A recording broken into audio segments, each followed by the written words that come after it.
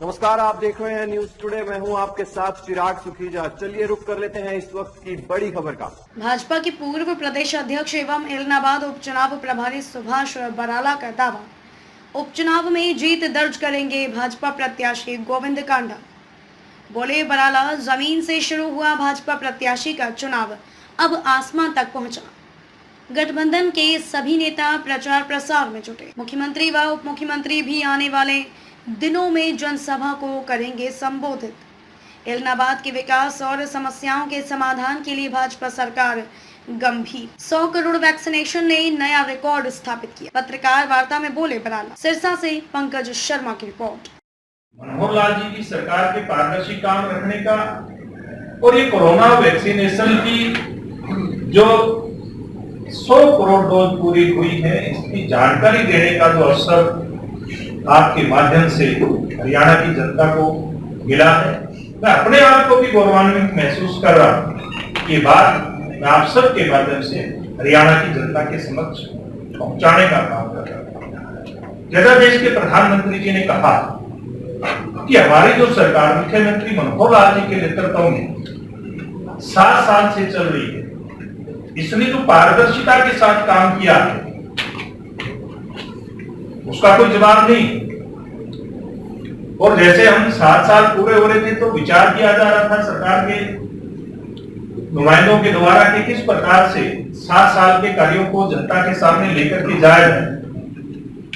तो जब ये बात आई कि 7 साल 7 कमाल, इसमें कैसे इस बात को पिरोएंगे। कमाल तो बहुत सारे किए, लेकिन फिर भी ये प्रयास किया कि पारदर्शी शासन, जवाबदेह शासन, जो पारदर्शिता के साथ काम किया, हर काम के अंदर पारदर्शिता, नौकरी देने के अंदर पारदर्शिता, ट्रांसफर करने के अंदर पारदर्शिता, सरकारी योजनाओं का क्रियान्वयन किस प्रकार से हो, जन कल्याणकारी योजनाएं किस प्रकार से जनता तक उनका लाभ पहुंचे, इसमें पारदर्शिता।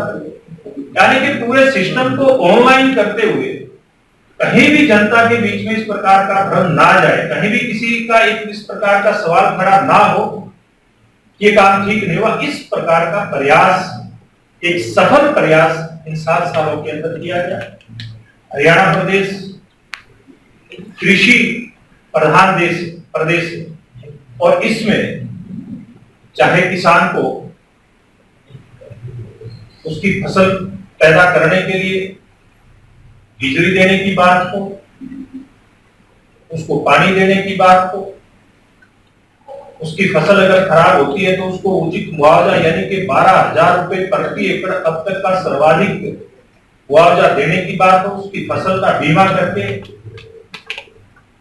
उसको ये इंश्योर करना, सुनिश्चित करना कि तेरा जो खेती करने का काम है जोखिम फ्री किया जा रहा है।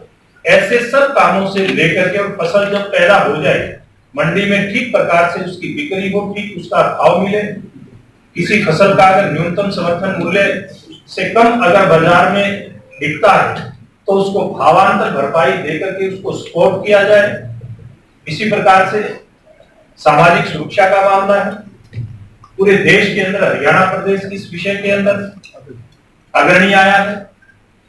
अगर हम चौथे कमाल की बात करें तो हरियाणा प्रदेश के अंदर जो मेरिट के आधार पर नौकरी देने का विषय है, मैं समझता हूं जब हमारी सरकार बनी उस समय हरियाणा की जनता का ध्यान इस बात पर कम था तो युवाओं का, जो बेरोजगार युवा जो मेरिट के आधार पर रोजगार चाहते हैं उनका ध्यान था, लेकिन जनता का इस बात पर ध्यान कम था कि हरियाणा प्रदेश में भी कोई ऐसा मुख्यमंत्री आएगा, ऐसी सरकार आएगी जो मेरिट के आधार पर बेरोजगार नौजवानों को रोजगार देने का काम करेगी, जो बहुत चैलेंजिंग काम है।